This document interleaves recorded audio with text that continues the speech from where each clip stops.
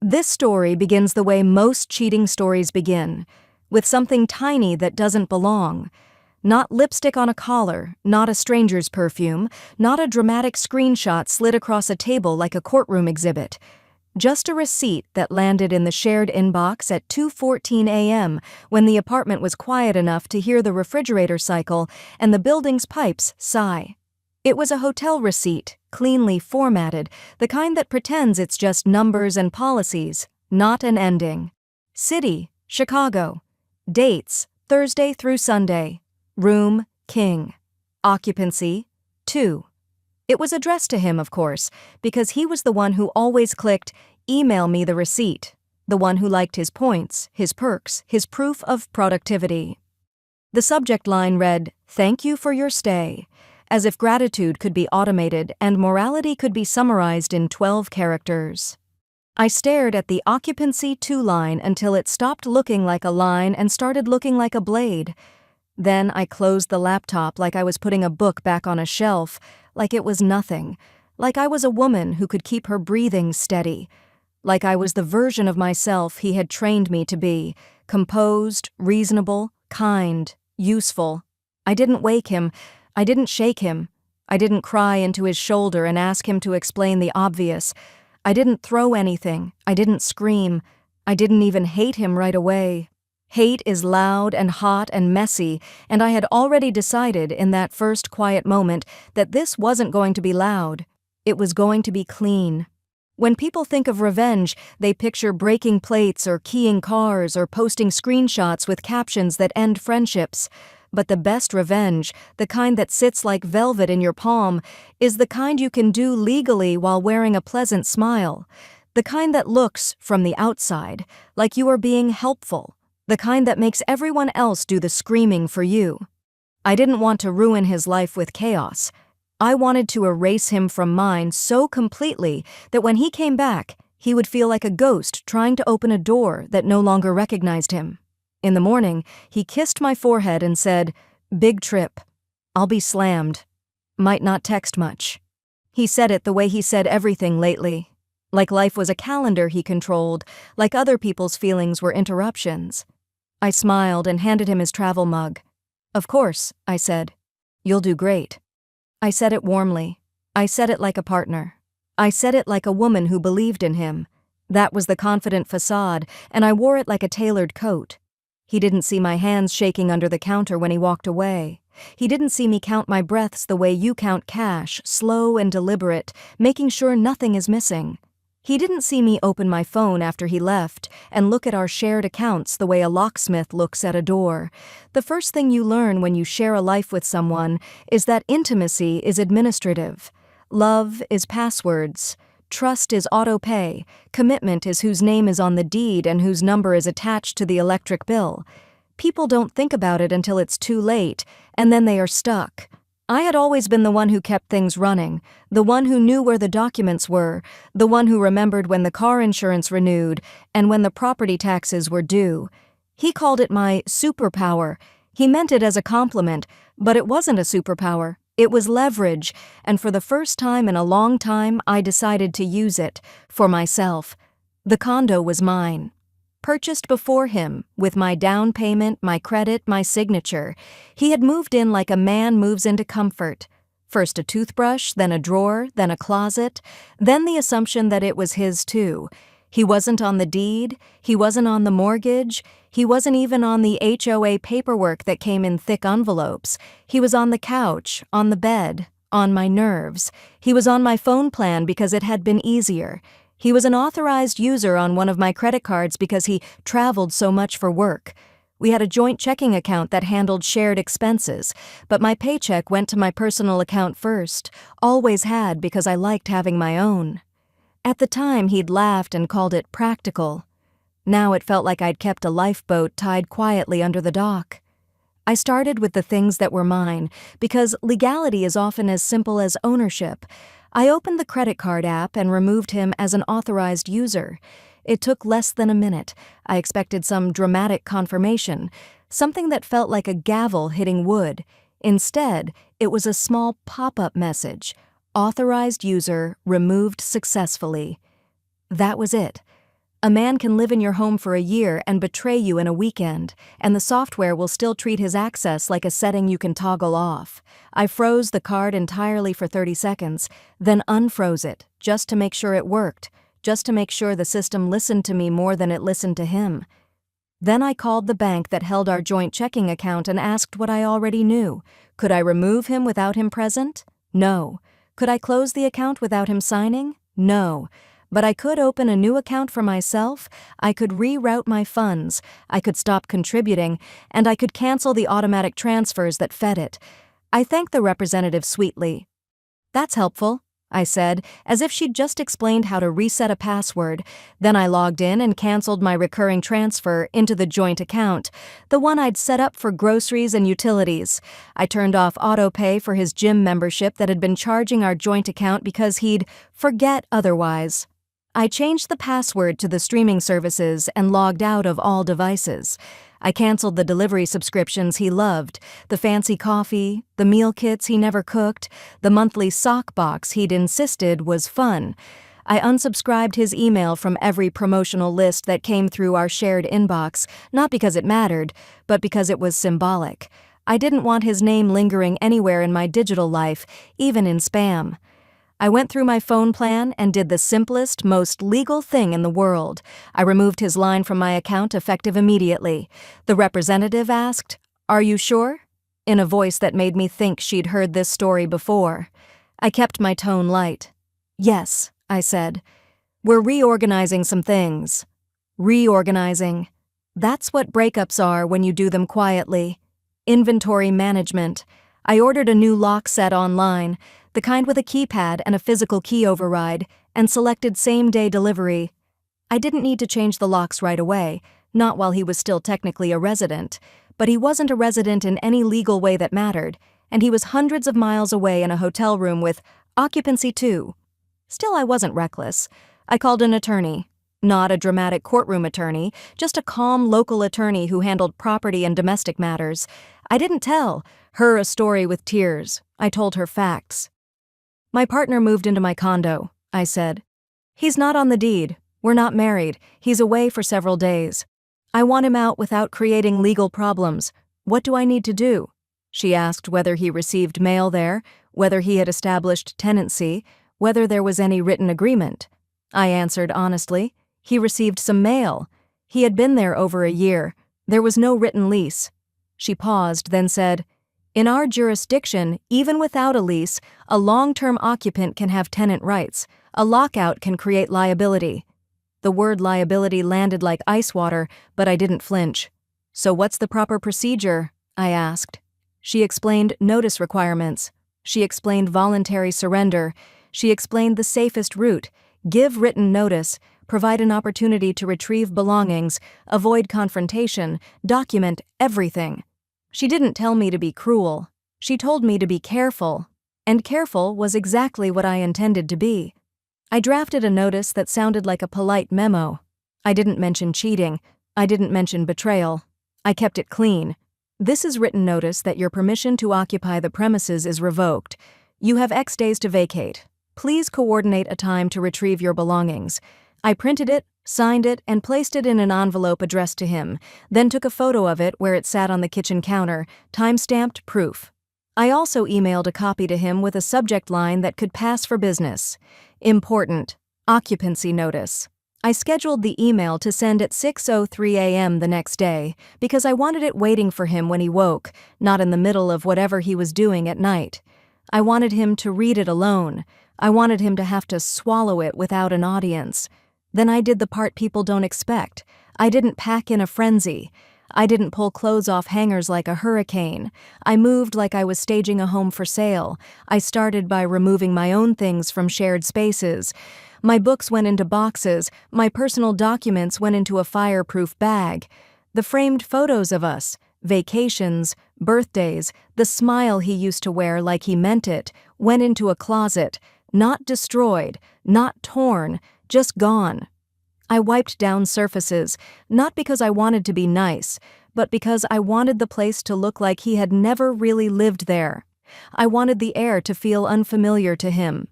I called a storage facility and rented a small unit under my own name, with a month prepaid. I ordered sturdy plastic bins. I labeled them with a neat black marker. Kitchen, clothes, shoes, desk. This wasn't sabotage. This was logistics. This was me treating his life like a shipment that needed to be redirected. When you do it this way, it doesn't look like revenge. It looks like you are being responsible. Helpful, even. He would later tell people with a voice full of outrage that I had handled everything while he was gone. They would hear that and think, how thoughtful, how organized, how mature. That's the secret. If you wear kindness like armor, people mistake your control for virtue. By the second day, the condo felt larger, as if I had been shrinking inside it and now I was expanding back into my own skin. I kept my phone on silent and went about my work like everything was normal. When colleagues asked how I was, I said, busy, and smiled. When he texted, because he did text, of course, not because he missed me, but because he needed something, I answered like a supportive partner. Him. Do. You know the password to the airline app? It logged me out. Me. Of course, I'll send it now. I sent it, because the password still worked for him at that moment. I wasn't trying to trap him in an airport. That would be messy. That would be illegal in spirit, if not in law. I wanted him to complete his trip. I wanted him to come back with his suitcase and his smugness and his assumption of home, and then I wanted him to meet the consequences like a cold door. That's what I mean by erasing. You don't stop them from moving. You remove the place where they expected to land. On the third day, I made a list titled Loose Ends, and it was the most soothing thing I had done in months. Change locks, after proper notice and timing. Redirect utilities. I was the account holder. I could change billing and remove a secondary contact. Remove him from emergency contacts. Change passwords to shared accounts. Notify building management that only I was authorized. Update my mailing preferences. Then, because the story needed one more layer, the socially delicious layer, I started making calls. Not angry calls. Concerned calls. The kind of calls that make you sound like you're carrying a burden. I called his mother first because mothers are the fastest rumor network in the world, and because she had always been politely suspicious of me, as if she believed her son was doing me a favor by loving me. She answered on the second ring, cheerful. "Hi, sweetheart," she said, using the voice that implies you are always 5 seconds away from being corrected. I softened my tone. "Hi," I said. "I'm so sorry to bother you. I don't know who else to talk to." Silence sharpened on the line. "Is everything okay?" she asked. I let a small breath tremble, the kind that says I'm trying to hold it together. "He's been struggling," I said carefully. "Not with cheating, not with morality. Struggling. A safe, vague word. He's been overwhelmed and he told me he needed space, like real space. He's on a business trip and I thought he was just busy, but he called me last night and he sounded different. He said he needed a reset. He said he might go off-grid for a bit." Her concern rose immediately, because concern is what parents understand. "Off-grid? What do you mean?" I didn't say mental breakdown. I didn't say diagnosis. I didn't say medication. I didn't say anything that could be proven false as a factual claim. I stayed in the realm of feelings and impressions and what he said. "He said he found a wellness retreat," I murmured, like I was embarrassed to repeat it. "Some kind of digital detox commune, I guess. A group that helps people who feel untethered. He said he wanted to be somewhere simple for a while, and he begged me not to tell anyone because he didn't want people freaking out. But I'm worried." I paused, then added the part that seals the story. He asked me to handle things here, just practical things like mail, bills, the apartment. He said it would help him not spiral. His mother made a soft sound, half pity, half pride, as if she was relieved there was an explanation for any future odd behavior that wouldn't involve accountability. "Oh my goodness," she said. "I knew he'd been under pressure." Of course she did. Everyone knows everything in hindsight. "Has he been sleeping?" she asked. "Eating?" I answered like a woman who had watched a man unravel. "Not well. I said. He's been restless, distracted. He keeps talking about needing to start over and stop being who people think he is. You know, that kind of thing. It was poetic enough to sound real. It was vague enough to be safe. It was also, in a way, true. He did want to start over. Just not like this. I called his sister next, and then his closest friend, the one who had once joked that my partner was lucky I tolerated him. I told the same story with slight variations, always concerned, always reluctant, always kind. I said, "Please don't bombard him with calls. He said he needs calm. If he reaches out, just be gentle. Just keep an eye on him." People love to feel like they've been given a role: caretaker, watcher, protector. It makes them feel important. It also makes them complicit. When you turn someone's circle into a soft net of pity, they stop seeing the person as a villain and start seeing them as fragile. And fragile people don't get believed when they tell the truth. That's the morally gray part, the part that tastes bitter if you sit with it too long. But I didn't sit with it. I kept moving. On the 4th day, I booked a one-way flight for myself. Not a dramatic escape to an unknown island, a clean departure to Lisbon, where I had always wanted to go and where no one in his circle would think to look. I booked a small apartment for a month with a balcony and quiet street noise. I arranged for my work to be remote. I scheduled my mail hold. I prepared everything like I was going on vacation. That's what made it feel unreal. I wasn't fleeing, I was choosing. The night before he returned, he called me. His name flashed on the screen, and for a moment, I saw the version of him I had loved, the one who had once brought me soup when I had the flu, the one who used to hold my hand in crowded places like he was proud. I answered with warmth. "Hey," I said, "how's the trip?" He sounded tired, which annoyed me because tired men always want sympathy. "Long," he said. "Listen, I might come in late tomorrow. Flight lands at like 11. "Okay," I said. "Do you need me to pick you up?" There was a pause. "No," he said. "I'll just Uber." "Perfect," I replied. "Get some rest." He exhaled. "Thanks for being chill about me being gone," he said, and the audacity of it was almost impressive. "You're the only stable thing in my life sometimes." Stable. Useful. A foundation he could stomp on while he built his ego elsewhere. I smiled even though he couldn't see it. "I'm here," I said softly. "Always." That was my last lie to him, and it was delivered like a gift. After we hung up, I sat on the edge of the bed and let the quiet fill me. I didn't feel rage. I felt clarity, the kind of clarity that makes you unstoppable. In the morning, I woke early, not because I was anxious, but because I was eager. I did one last walk through the condo. Everything that was mine was either packed or placed where I would need it later. Everything that was his was in labeled bins, stacked neatly by the front door like a curated farewell.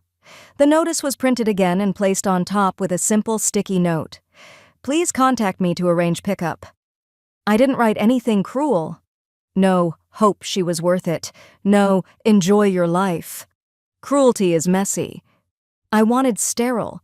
I wanted the kind of emptiness that makes a person's brain itch. I left my key on the counter because it was my key, and I didn't need proof that I had once lived there. I was the owner. The place would still recognize me if I ever returned. The place would never truly recognize him. I walked out with a suitcase that looked like a normal suitcase, not an escape bag. I nodded at the doorman, smiled, and said, "Morning." He smiled back and held the door. I had already submitted an updated authorization list to the building management the day before. Only my name, only my phone number, only my email. The paperwork was crisp, the language was polite, the power was absolute. At the airport, I turned my phone on airplane mode and watched the city shrink beneath the clouds. Somewhere behind me, a man was landing, rolling his suitcase, thinking about how he would slip into bed and maybe apologize just enough to keep the peace. He would expect warmth. He would expect routine. He would expect me. But what he was coming home to was a space where his access had been quietly removed, one checkbox at a time. Hours later, As I sat in a window seat over the Atlantic, my scheduled email sent. Important. Occupancy notice.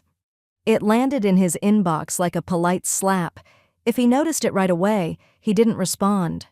I imagine he didn't, because men like him don't read things carefully unless they think there's a reward. He was probably texting someone else, someone he'd told I was so understanding. He was probably smiling. He was probably confident. The pivot moment, the moment the ball was already rolling, was still ahead of him, waiting at the door. When he arrived at the condo building, the doorman didn't greet him the same way. The doorman's smile, I later heard, was polite but puzzled. "Good evening," the doorman said. My partner nodded, already reaching for his keys. He stepped toward the elevator like he owned the place. "Sir," the doorman added gently, "may I see your authorization?"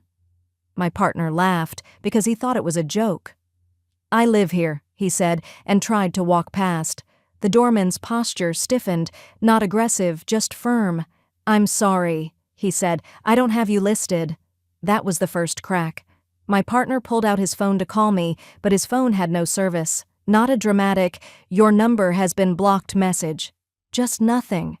Because his line was gone, because his device was now a small rectangle of useless glass. He tried again, and again. He felt the first taste of panic, that sour, metallic feeling in the back of the throat. He stepped outside to get better signal, and that's when he tried his wallet out of habit to check something to ground himself. He opened his banking app. It asked him to log in. He entered the password. It told him it was incorrect. Because I had changed it on every shared account that was in my name, because shared doesn't mean equal when the paperwork isn't. He tried the credit card he always used for emergencies, the one with my name embossed at the bottom. He typed the number into a rideshare app to call a car. Declined. He stared at the screen like it was personally insulting him. Declined. Again. Declined. He felt ridiculous standing on the sidewalk with a suitcase like a man who had been evicted from his own story. He called his mother from a borrowed phone because pride dissolves quickly when access disappears. She answered and said his name like a prayer. "Oh, honey," she breathed. "Where are you?" His brow furrowed. "At home," he snapped. "But I can't get in. Something's wrong with the building." "Oh," she said. And her voice softened in that way mothers soften when they think their child is sick. "Sweetheart, are you safe? Are you with someone?" "What?" he demanded. "Mom, what are you talking about?" She hesitated. Your retreat," she said carefully. I thought you were going to that place." My partner blinked hard. "What place?" "The commune," she whispered, as if saying it too loudly might break him. "The digital detox. You know, where you can rest, where you can get stable." He felt the second crack. "Who told you that?" he asked, and his voice rose. "She did," his mother said, and there was no accusation in it, only pity. "She was so worried. She said you called her crying. She said you were having such a hard time." "Oh, honey, are you taking your meds?" He stood perfectly still. The sidewalk noise continued around him, indifferent. A bus hissed. A car horned. Somewhere, someone laughed. The world did not pause for his confusion. "I'm not on meds," he said slowly, and the words sounded strange even to him because he wasn't used to being questioned like this. He was used to being believed. "Well," his mother soothed, "you don't have to be embarrassed. We all go through things. I'm proud of you for getting help." He gripped the borrowed phone until his fingers hurt. "I didn't get help," he said through his teeth. "I didn't call her crying. I didn't—" He stopped, because for the first time he realized what was happening, not the details, not the mechanics, just the shape of it.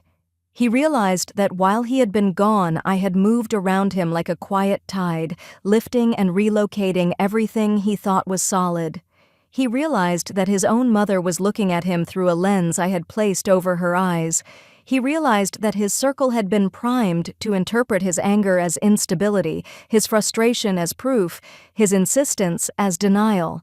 That was the pivot, the moment he understood he hadn't won anything.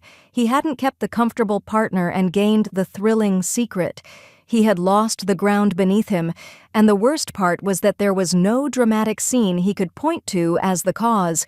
There was no screaming match, no slammed doors, no public humiliation, just absence, just systems that no longer recognized him, just people who responded to him with gentle, patronizing concern. He finally emailed me from his friend's phone. The subject line was my name in all caps. The body was a single question that revealed everything about him. What did you do? I didn't answer right away. I was sitting in a small Lisbon apartment by then, listening to a distant street musician play something soft and repetitive. I had a mug of coffee in my hands. The air smelled like rain and stone. My phone was on the table, face down, like a sleeping animal. When I finally picked it up, I didn't feel satisfaction the way movies promise. I felt relief, because the part of me that had been holding its breath for months could finally exhale.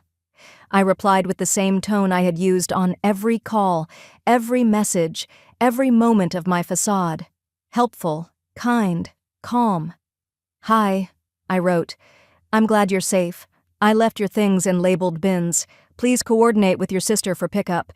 I've also sent you formal notice regarding occupancy at the condo. I hope you take this time to reset and find what you're looking for. Please don't worry about me. I'm okay." I didn't say, "I know." I didn't say, "You cheated." I didn't say, "Her name is on your receipts." I didn't give him the satisfaction of a fight. I gave him paperwork and politeness.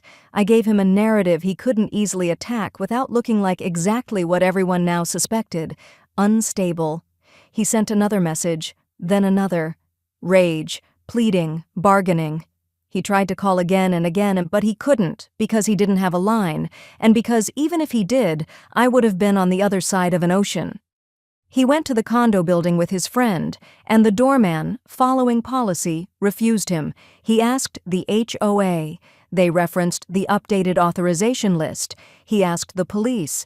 They told him it was a civil matter. He asked a lawyer. The lawyer asked him whose name was on the deed. The answer was mine, and that answer closed doors more efficiently than any lock. The sweetest part, I later heard, wasn't even the denial at the building. It was what happened in the weeks after, when he tried to reconstruct his story. He told people I'd lost it. They responded with pity and said, "No, honey, she was so worried about you." He told them I'd abandoned him. They said, "She said you asked her to handle things while you went to get help." He told them I was being dramatic. They smiled gently and asked if he was sleeping okay. He couldn't scream without confirming their fears. He couldn't demand without sounding like a patient refusing treatment. He couldn't even admit he'd been cheating, because that would remove the pity shield and replace it with disgust, and he needed pity like oxygen. He had built his life on being seen as impressive, untouchable, in control. And now his own mother was sending him links to therapists and telling him she loved him no matter what. His friends were inviting him to talk with that careful tone, the one you use with someone you think might snap. His lover, because yes, there was a lover, didn't find the situation romantic anymore once it was inconvenient. Once the cards declined and the home base vanished, the thrill turned into burden. I didn't have to ruin their affair. Gravity did it for me. Meanwhile, I walked unfamiliar streets and ate pastries that flaked onto my fingers like snow. I relearned my own face in the mirror without his opinions hovering behind me. I slept better than I had in a year. The irony is that erasing someone doesn't require hate. It requires decisiveness. It requires you to stop narrating your own life to accommodate theirs. It requires you to see every shared account, every shared password, every shared assumption, and say, calmly, legally, "No, not anymore." One afternoon, weeks later, I received a message from his mother. It was short and tender. "Thank you for being there for him," she wrote. "I know it couldn't have been easy. I'm praying he finds peace." I stared at it, and for a moment a laugh bubbled up in my chest, not because it was funny, but because it was perfect.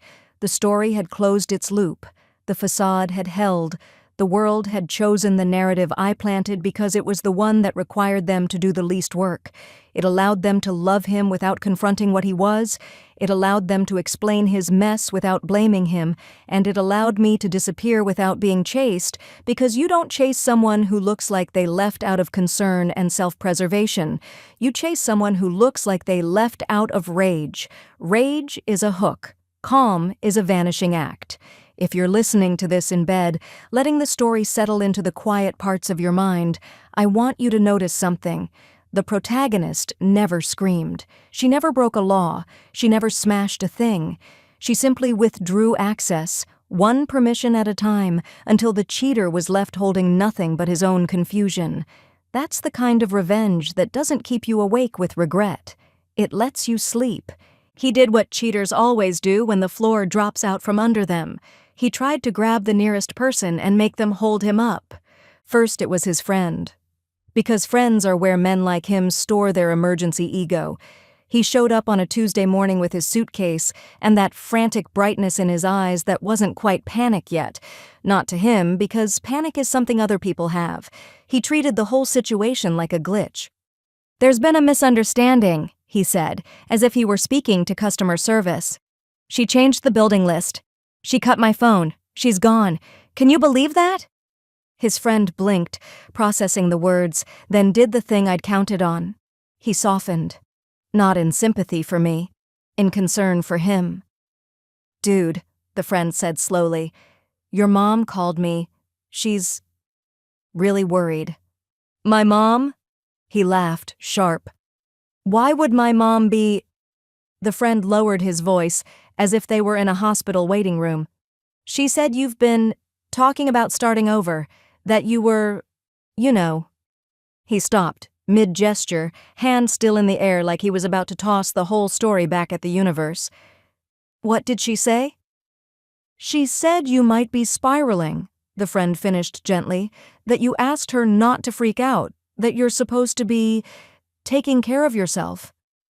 The first time the pity hit him from someone who wasn't his mother, it landed like an insult. His face flushed. He tried to laugh it off, but laughter doesn't work when the other person isn't laughing with you. "I'm fine," he snapped. "I'm not spiraling. She's lying." The friend's expression didn't change. It got careful. "Okay," he said, calm. "I believe you. I'm just saying, maybe don't come in so hot. If people think you're not doing great, yelling won't help." That was when my partner's eyes narrowed, because he heard it. The trap. He heard that the very emotion he wanted to use, rage, volume, force, would now be interpreted as evidence against him. He went quieter after that, not calmer, just quieter. A man like him doesn't adapt by learning humility. He adapts by changing tactics. He borrowed the friend's phone again and started making calls, running down a list of people he believed belonged to him the way a wallet belongs to a man's pocket. His sister, his co-worker, his gym buddy, his aunt who always defended him at holidays like he was a saint being persecuted by reality. And every time, he ran into the same wall, padded in concern. "Oh, honey," his sister said when he finally reached her. "Are you okay?" "Yes," he said too sharply. "Why does everyone keep asking me that?" She hesitated. "Because she called me," she admitted, and her voice had that uncertain wobble of a person who doesn't want to betray anyone but has already been recruited. "She said you asked her to handle practical stuff, that you needed space, that you were having a hard time." "I didn't ask her to do anything," he said, and for the first time his voice cracked. Not with sadness, but with the shock of not being in control. "She did this to punish me." There was a pause, and in that pause I could almost hear my sister-in-law's thoughts rearranging themselves. Punish me for what? She must have wondered, even if she didn't say it. Because the story I'd planted left room for one question to bloom. What did he do that made a woman who was so worried also disappear? His sister didn't ask him about cheating directly. People rarely do. They circle the truth like it's a hot stove. "Well," she said carefully, "did you do something? Like Something that would make her feel unsafe? No, he said quickly. No. I didn't hurt her. Okay, she soothed, and the way she said it, like she'd just checked a box, made him furious. Okay, then just breathe. Tell me where you are. You can stay with me for a couple nights if you need to. I don't need to, he snapped again, because accepting help would mean accepting the premise that he needed it. I'm just locked out of my own home. It's not your home, she replied, and her voice hardened just a notch. It's her condo, remember? You moved in with her. And there it was, a fact he'd always treated like a technicality finally spoken out loud like a boundary. He hung up on her. He tried to go to the condo again the next day, this time with a printed copy of his mail, like receiving Amazon packages gave him ownership. The doorman stayed polite and said the same sentence as if it had been laminated. I'm sorry, sir, I don't have you listed. You'll need written authorization from the owner. He demanded to speak to the building manager. The building manager came down, looked him over, and said, I'm sorry, we can't let you upstairs without authorization. He raised his voice. Not a scream, but that controlled, patronizing tone he used when he wanted to intimidate while still looking reasonable. I live there, he insisted. I have personal property there. And you'll be able to retrieve it, the manager said evenly, once you coordinate with the owner. He reached into his pocket, pulled out his old key, and held it up like evidence. This is my key. The manager's face didn't change. Keys can be copied, he said mildly, which was true, and which also stripped the key of the power he thought it held. My partner stood there a moment longer, chest rising too fast. Then he did something he hadn't done in years. He felt embarrassed. Embarrassment is a special kind of pain because it's public even when no one is watching. It's the sensation of being seen incorrectly, of being reduced. He had walked into that lobby as if he owned the building, and now he was being treated like a man trying to sneak into someone else's life. He retreated, because that's what men like him do when their usual weapons don't work. They call it regrouping. It's really just retreat with better marketing. That night, in the Lisbon apartment, my phone vibrated with another message from him. It was longer this time. Less, what did you do, and more, this is insane. He wrote about the bills he couldn't access, the building humiliating him, his mother being weird, his job needing him, and then buried in the middle of a paragraph like a splinter he'd accidentally admitted was there, the line that made my mouth go dry. Are you really going to do this because I made one mistake? One mistake. Not because he'd been lying for months, not because he had slept next to me and texted someone else from the bathroom, not because he had left a hotel receipt in a shared inbox like he assumed I was too busy being supportive to look. One mistake. I didn't answer that message either, not right away, because I didn't want him to think we were having a conversation. Conversations create hooks. Hooks keep you tied. Instead, I forwarded his email to my attorney, and then I went to the market and bought oranges and bread and cheese. I watched an old man arrange sardines in a tin with the care of a jeweler. I stood on a sidewalk and listened to Portuguese I didn't understand, and that lack of understanding felt like freedom. Every minute I spent doing ordinary things was a minute I wasn't spending managing his emotions. 2 days later, my attorney emailed me a simple plan. Arrange a third-party supervised pickup for his belongings to reduce risk. Use written communication only. Do not engage emotionally. Offer a reasonable time window. Document. So I did what I'd done from the beginning. I made it logistical. I emailed him with 3 pickup options at a storage unit near the condo, where I had already moved his bins. I offered to have his sister present. I offered to have a neutral witness from the building present. I offered a weekday morning, a weekday evening, a Saturday. I included an inventory list: clothing, shoes, toiletries, electronics that were clearly his, documents that were clearly his. I did not include anything that wasn't. I did not keep anything as leverage. Revenge wasn't in the objects, revenge was in the absence. He replied within minutes because practical options are the only kind of message men like him know how to treat as real. His tone swung wildly between rage and pleading. This is ridiculous. I need my laptop. You can't just cut me off. Where are you? "Please, can we talk?" I answered only what mattered. "Your laptop is in bin 3 labeled desk. Please confirm which pickup time you choose." He chose Saturday morning. Of course he did. He wanted an audience. He wanted to show up and perform wounded innocence in front of someone else, because he still believed the world would rally around him if he just gave it a good enough show. Saturday came. I didn't go. My attorney didn't go. My sister-in-law went instead because she had agreed, reluctantly, and because she was the perfect witness. Close enough to matter, distant enough to be objective. What happened, according to her later text, wasn't cinematic. It was worse. He arrived in a crisp jacket, hairstyled, as if he were attending a meeting. He smiled too hard when he saw her, the way a man smiles when he's trying to convince someone he's fine. "Thank you," he said, and then, as if he couldn't help himself, "This is all so dramatic." His sister crossed her arms. "You're the one who keeps calling everyone," she said flatly. He flinched, then leaned into charm. "I just want my life back." She opened the storage unit. Inside were the bins, neatly stacked, labeled. There was no chaos, no rummaged drawers, no torn shirts, just a clean, organized exit. He stared at the bins like they were a judgment. He had expected destruction because destruction would justify his anger. He had expected mess because mess would let him paint me as unstable. But neatness is harder to villainize. Neatness says planning. Neatness says control. Neatness says I did this with my eyes open. He picked up one bin, shook it slightly, like he was testing if something would fall out and prove I had been careless. Nothing fell. The lid stayed sealed.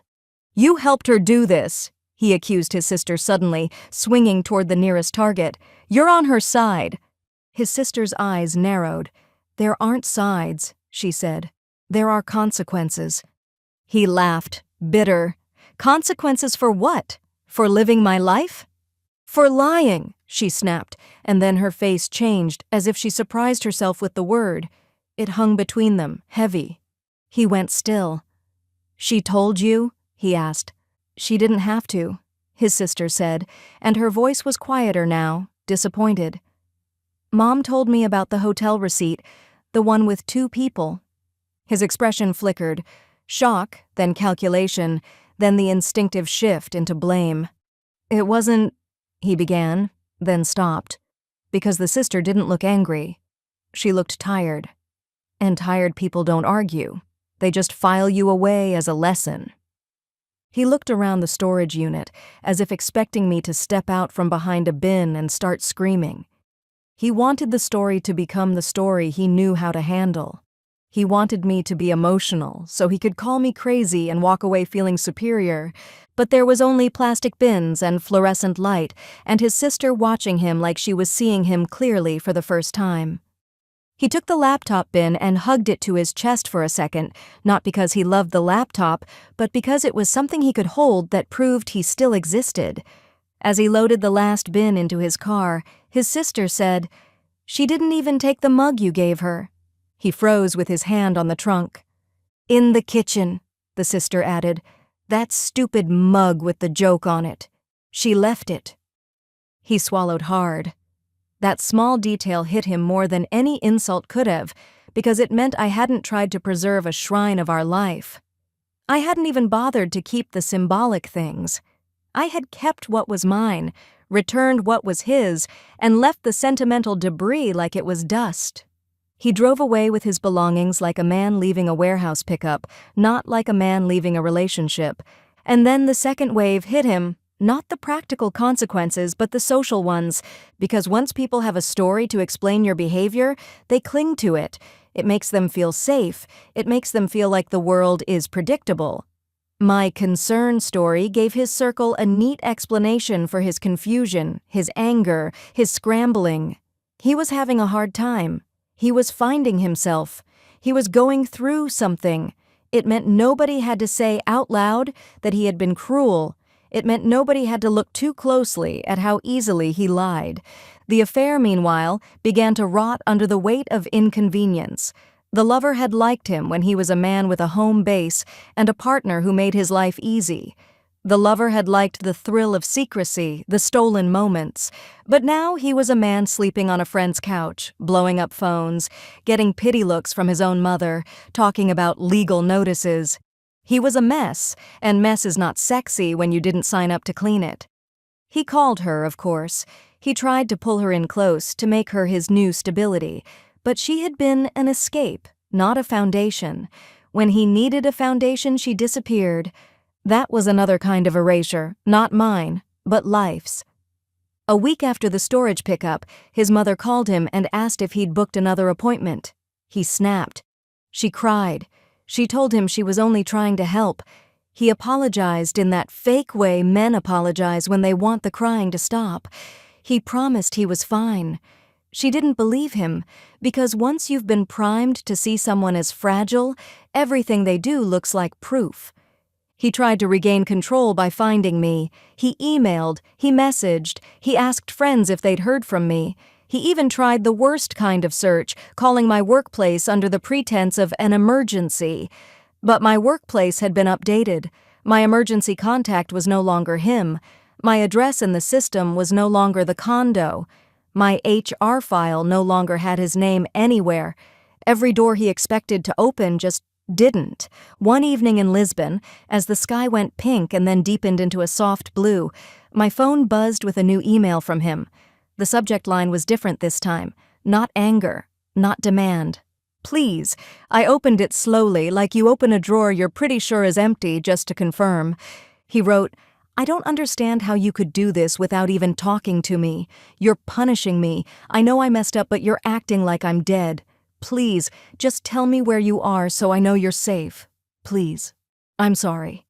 He had finally stumbled into the one line that was almost honest. You're acting like I'm dead, because that's what erasure feels like to the person being erased.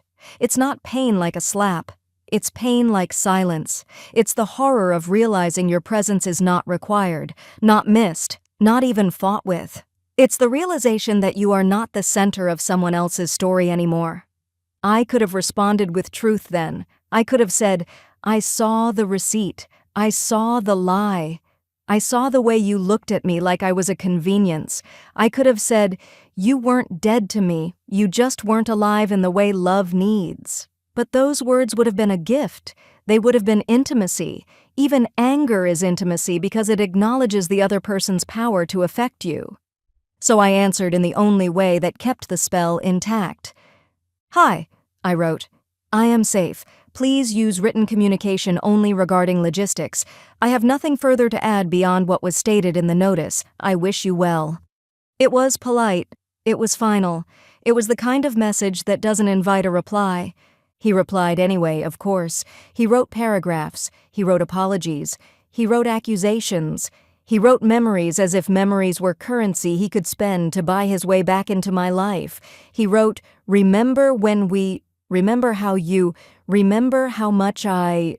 And that's when I did the last, most quietly devastating thing. I stopped responding entirely.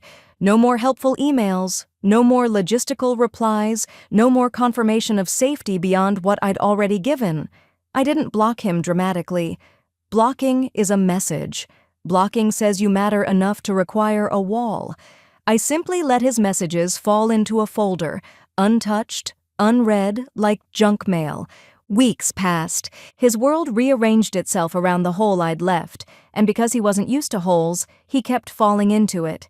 He tried dating the lover openly. It fizzled. He tried playing the wounded hero with his friends. They listened, then started changing the subject. He tried telling people I was unstable. They nodded sympathetically and said they hoped he was taking care of himself.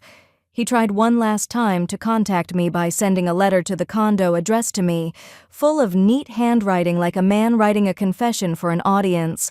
It was forwarded automatically to my P.O. box because I had updated my mail. He never learned where I actually was. Not then.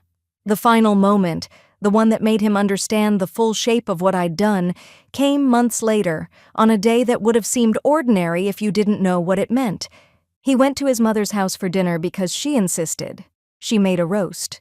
She set the table the way she always did, with the good napkins and the quiet hope that food could fix what love couldn't.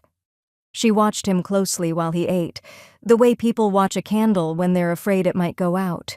Halfway through the meal, she said softly, "I ran into Meredith today." Meredith was my name, the name his mother had said with polite suspicion for years, the name she'd used to test me. He looked up sharply. "Where?" "At the mail place," his mother said, and her tone was careful, gentle, as if she were approaching a skittish animal. She was picking up something. His fork paused in midair. He felt a surge, hope, anger, adrenaline. "Did you talk to her?" His mother hesitated. I said hello." "And?" His voice rose. He couldn't help it. "What did she say?" His mother's eyes were soft. "She smiled," she said. "She said, 'Hi, Patricia. I hope you're doing well.' And I asked her if she'd heard from you." His chest tightened.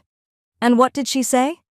"She said," his mother continued, "that she hopes you're okay, that she wants good things for you.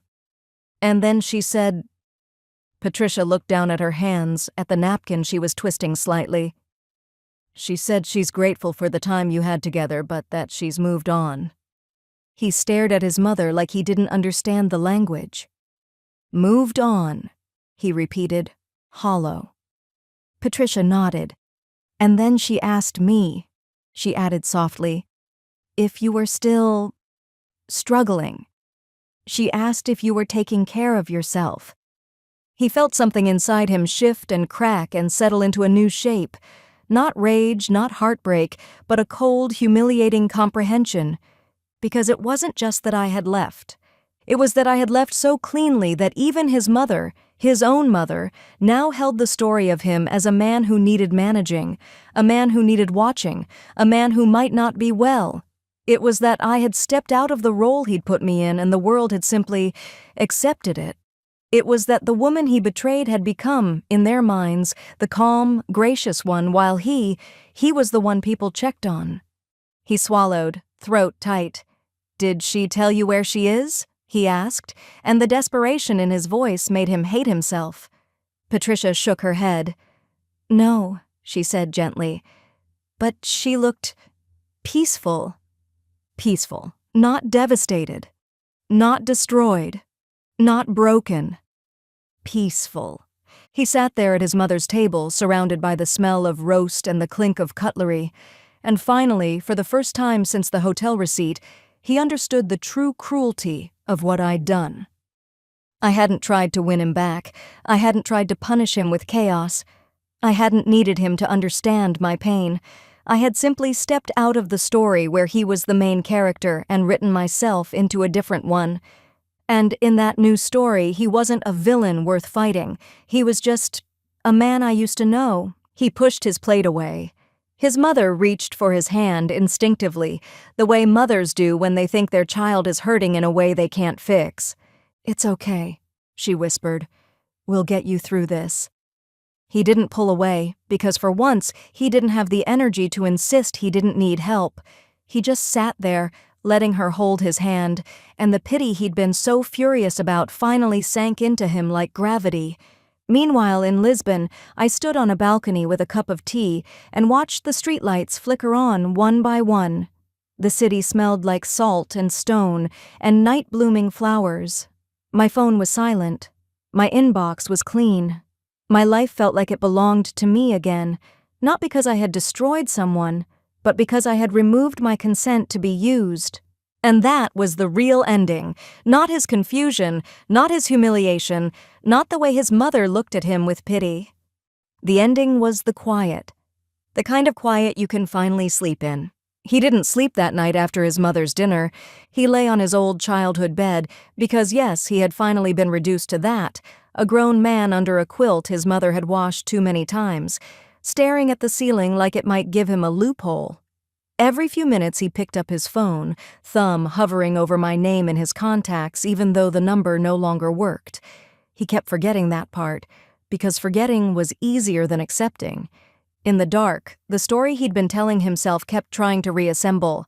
She overreacted. She got dramatic. "She's punishing me." He repeated it like a mantra, because if it was true, then he could fix it. He could apologize, negotiate, charm. He could do the thing he always did, treat someone's boundary like a door that just needed the right knock. But another truth kept pushing through like a cold draft under the door. I hadn't left in rage. I had left in decision. And decision doesn't open. It doesn't soften. It doesn't cool down. It simply exists, quiet and complete. He got up at 3:11 a.m. and went to the kitchen for water. His mother had left a lamp on over the stove, a small, soft light that made the house look like it was still waiting for a version of him that didn't exist anymore. On the counter was a little pile of pamphlets she'd printed, therapists, wellness clinics, support groups for men under stress, the kind of materials people hand to you when they've decided you're fragile. He stared at them, feeling that familiar heat build behind his eyes. Not tears. He didn't do tears easily. This was anger mixed with humiliation, which is what men like him call being tired. He wanted to rip the pamphlets in half. He wanted to storm back into the condo and confront me. He wanted to force the universe to admit he'd been wronged. But there was nowhere to storm. Because the condo wasn't his. Because my number didn't work. Because my life had been sealed behind polite, legal sentences. The next morning, he made coffee and pretended to be normal. That's another skill cheaters have. The ability to act like the world hasn't shifted while everything underneath them is cracking. He put on his crisp jacket and told his mother he had meetings. "Text me," she said too gently. "I'm fine," he snapped automatically, then forced a smile. "I'm fine." She looked at him the way she'd looked at him when he was 7 and had insisted he wasn't sick while his forehead burned. "Okay," she said softly. "Just take care of yourself." He left and drove straight to his office because the one place he still felt like himself was in a building where people believed his stories.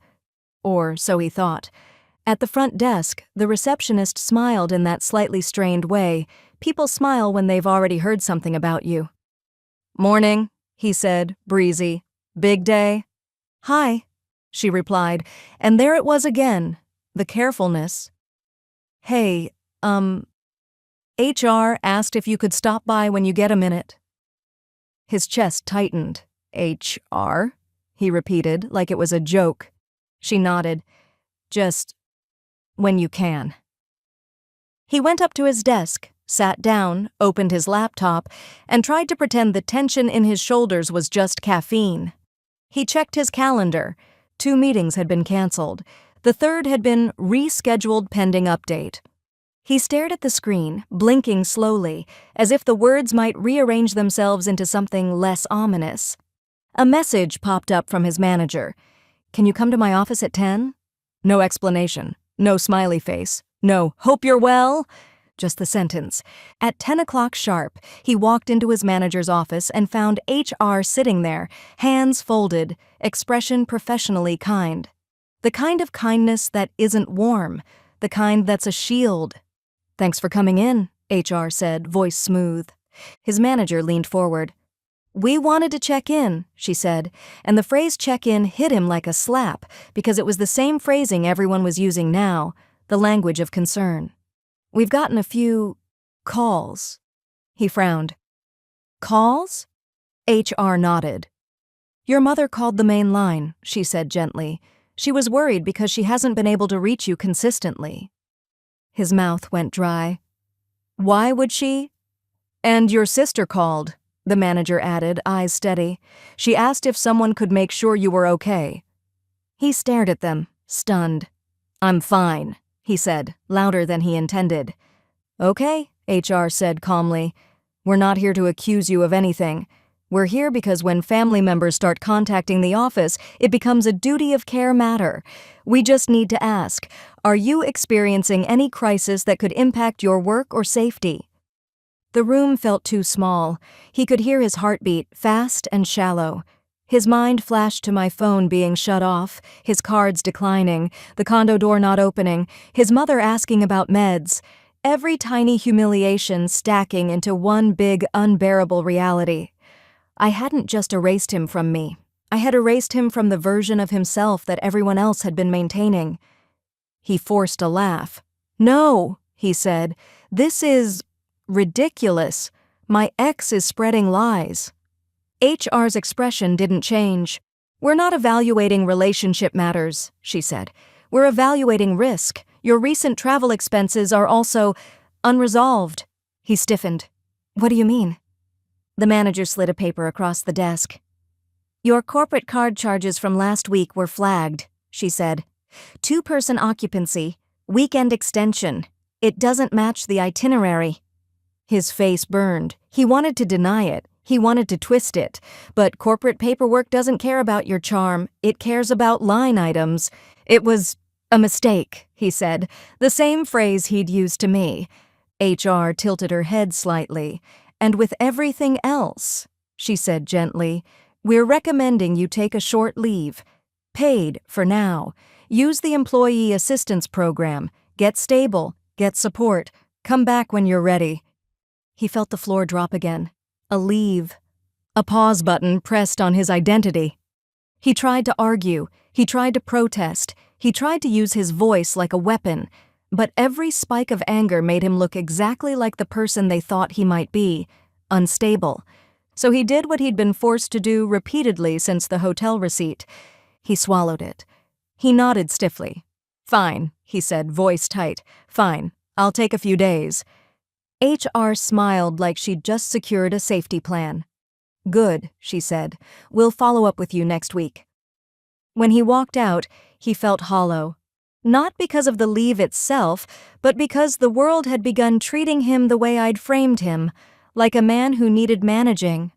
That was the real punishment, and it wasn't even mine. It was what happens when you finally realize your reputation was always a group project, and someone just stopped contributing. He went straight from work to a lawyer's office, because when men like him lose control, they reach for institutions. Courts, contracts, threats, paper. The lawyer listened to him for 20 minutes while he paced, voice rising, hands slicing the air. He talked about tenancy, about shared property, about rights. He talked about how unfair it was. He talked about how he'd been locked out. The lawyer finally held up a hand. "Let's start with basics," she said, calm. "Are you married?" "No." "Are you on the deed?" "No." "Do you have a lease?" "No." He bristled. "But I lived there." "And she provided notice and an opportunity to retrieve your belongings?" the lawyer asked. He hesitated. "Yes, but—" "And did you retrieve them?" "Yes." The lawyer nodded, tapping her pen. "Then you don't have much here," she said simply. "If you want to pursue damages for a lockout, you'd have to prove wrongful eviction under tenant law, and that gets complicated. But you'd also have to prove harm. You got your stuff back, you were given notice, and if the owner revoked permission to occupy, that's within her rights, provided procedures were followed." He leaned forward, eyes sharp. "She lied to my family," he said, voice low. "She told them I had a breakdown, that I went to a commune." The lawyer's gaze stayed steady. "Did she make statements about a medical diagnosis?" she asked. He opened his mouth, then shut it. "She expressed concern?" the lawyer pressed. "She told them she was worried? That you said you needed space?" He felt sick, because the way I'd done it, careful, vague, framed as concern, was slippery on purpose. "It made everyone treat me like I'm crazy," he snapped. The lawyer's expression softened slightly, almost sympathetic. "I can't litigate your social life," she said, "and you don't want to file something like this lightly. If you pursue legal action, you'll invite scrutiny into your own actions too, travel receipts, expenses, all of it." He stared at her, suddenly aware that the institution he'd run to wasn't on his side either.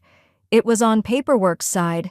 It was on truth's side, or at least on what could be proven, and what could be proven was painfully simple. He had access to my life because I allowed it. Then I stopped. He walked out of the lawyer's office with no court date, no grand plan, no victory. Just the same hollow feeling he'd been carrying for weeks, now heavier because it was official. That night, he did the one thing he hadn't done since the beginning. He told his mother the truth. Not all of it, of course, not the full mess, But enough. Patricia was in the living room, watching a cooking show she wasn't really watching. She looked up when he came in and immediately searched his face. "How was your day?" she asked. He sat down too hard on the couch. His hands shook slightly, and he clenched them to hide it. "Mom," he said, voice rough. She muted the TV. "What is it?" He stared at the carpet like it might give him courage. I messed up," he said. Her eyes softened. "Honey?" "I cheated," he blurted, the word landing in the room like broken glass. Patricia froze. For a long moment, she didn't speak. Her face shifted, not into rage, but into something worse, disappointment mixed with grief. "Oh," she whispered. He rushed forward with excuses, as if speed could outrun consequences. "It wasn't serious," he said quickly. "It was just a thing, a stupid thing. I didn't mean—" Patricia held up a hand. "Stop," she said, quiet. He stopped, stunned. She blinked a few times, slowly, as if her eyes needed time to adjust to the truth. "So she didn't make it up," she said, more to herself than to him. He swallowed. "No." Patricia's mouth tightened. "And you let me believe you were unwell," she said softly, and there was a sharpness in it now. "You let me call your office. You let me worry." He looked away. "I didn't know what she told you at first," he muttered. And then it got out of control. Patricia stared at him like she was seeing him clearly for the first time, and something in her face hardened. "I raised you better than this," she said quietly. That sentence hit him harder than any legal notice, because love that turns into disappointment is a kind of death, not permanent maybe, but profound. He slumped back on the couch, suddenly exhausted. "She just disappeared," he whispered, and for the first time it didn't sound like accusation. It sounded like awe. "How do you disappear like that?" Patricia didn't answer. She just looked at him with a tired sadness. And in that moment, the pity story I'd planted started to crumble, because truth had entered the room. But what didn't crumble was the outcome. The outcome remained exactly the same. I was gone. The door didn't open, the cards didn't work. The world had moved on without him. In Lisbon, my life didn't explode into cinematic happiness. It became something better, steady. I got up each morning, made coffee, opened my laptop, worked. I found a small gym and became anonymous there, just another woman lifting weights in a room full of strangers. I learned which bakery sold the best custard tarts, which corner market had the sweetest oranges, which streets were quiet enough to walk at night without feeling like I needed permission. There was a kind of grief in it, of course. Erasure isn't the same as pretending someone never existed. I remembered him sometimes, his laugh, the way he used to squeeze my hand. Those memories didn't evaporate. They simply stopped being central. And every time my mind tried to wander back into, maybe I should explain, or maybe I should make him understand, I reminded myself of the truth that had saved me. Explaining is how you stay tethered. So I stayed untethered. Then came the final, smallest act. It wasn't dramatic. It wasn't cruel. It was paperwork, because that's what my life with him had always been. Me quietly maintaining the structure while he enjoyed the comfort. In the condo back home, the mortgage was still in my name. The utilities were still in my name. The space still existed, like a paused scene in a movie I no longer wanted to watch. And I realized something one afternoon, sitting on my balcony while the city hummed below. As long as that condo remained the same, it remained a landmark in his mind.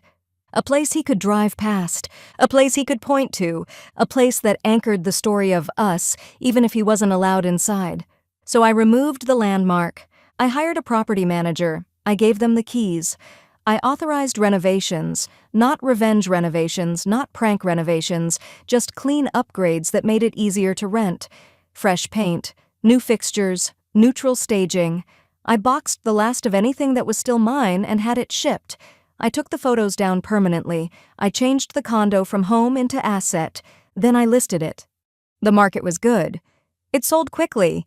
When it sold, the closing documents were signed remotely, my signature clean and final, ink on paper that didn't shake.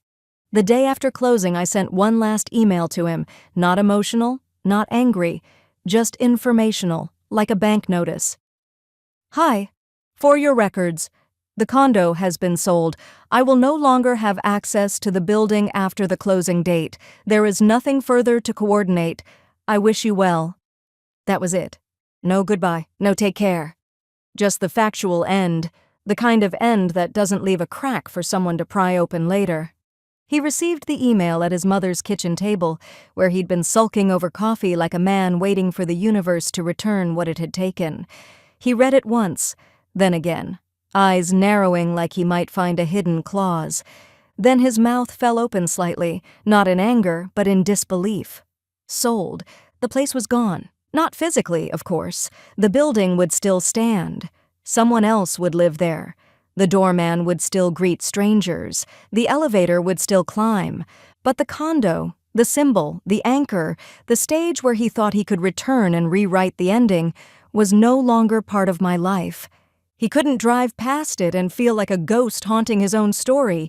He couldn't wait for me to cool down and then show up with flowers. He couldn't even tell himself, she'll come back eventually. She'll miss it. She'll miss me. Because the truth was now stamped into reality. I hadn't left temporarily. I had converted my old life into money and motion and distance. I had done what people say they'll do when they finally choose themselves, and what most never actually do. His mother watched him read the email, watched his face drain of color. "What is it?" she asked. He swallowed hard. "She sold it," he whispered. Patricia blinked. "Sold what?" "The condo," he said, voice hollow. "She sold the condo." Patricia stared at him for a moment, then let out a slow breath.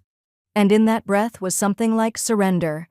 Not surrender to me, but surrender to the reality that her son had lost something he assumed could never be taken away. Access. "Well," she said quietly, almost to herself, "I guess she really did move on." He stared at the table, and for the first time, he didn't argue. He didn't rage. He didn't try to twist the narrative. Because there was nothing left to twist. The landmark was gone. The final door had been replaced with someone else's lock. And even if he wanted to blame me, even if he wanted to call me cruel, he couldn't deny the clean, undeniable truth. Everything I'd done had been legal, and everything he'd lost had been built on my consent. He tried one last time to reclaim dignity by telling himself I was running away, but the feeling wouldn't stick, because running away looks frantic. What I had done looked calm. Planned. Complete. A month after the condo sale, my attorney emailed me a final confirmation. No outstanding matters, no pending claims, nothing to follow up. The file closed with a quiet click in someone else's system, and that was the only finale I needed. I deleted the last of the shared accounts, not out of spite, out of hygiene. I removed his email from my cloud sharing. I ended the shared calendar. I changed my security questions. I updated my beneficiaries, my emergency contacts, my address. I tightened my digital life until there were no loose threads. And then, one evening, I walked down to the river in Lisbon and stood watching the water move under the lights. I didn't feel triumphant. I felt light. That's the part people don't talk about. Revenge fantasies are loud and sharp, full of dramatic music and perfect comebacks. But real power, the kind that changes your life, doesn't always feel like fireworks. Sometimes it feels like unclenching your jaw without realizing you've been holding it tight for years. Sometimes it feels like waking up and not checking your phone with dread. Sometimes it feels like silence that isn't punishment, but peace. Back home, his life didn't end. It just shrank. He eventually returned to work. He eventually stopped being the office concern. He eventually dated again, tried again, performed again. But something had changed in him permanently, whether he admitted it or not. He had learned the most terrifying lesson a certain kind of man can learn. You don't own people because they love you. You borrow them. And if you treat that love like a utility, something that will keep running no matter how you behave, one day you can come home to a life that no longer recognizes your key. As for me, the story didn't end with romance or revenge or some perfect cinematic shot. It ended with a woman sitting at a small table in a foreign city, reading in a language she was learning slowly, feeling her own life settle into place like a sheet finally smoothed across a bed. And when I turned out the light, there was nothing buzzing, nothing pending, nothing waiting to drag me back into an old role. Just sleep, just quiet, just the steady comfort of a world where I belong to myself again. If you like these revenge stories, where the real twist is silence, tap like, hit subscribe, and tell me in the comments what kind of betrayal you want the next story to punish.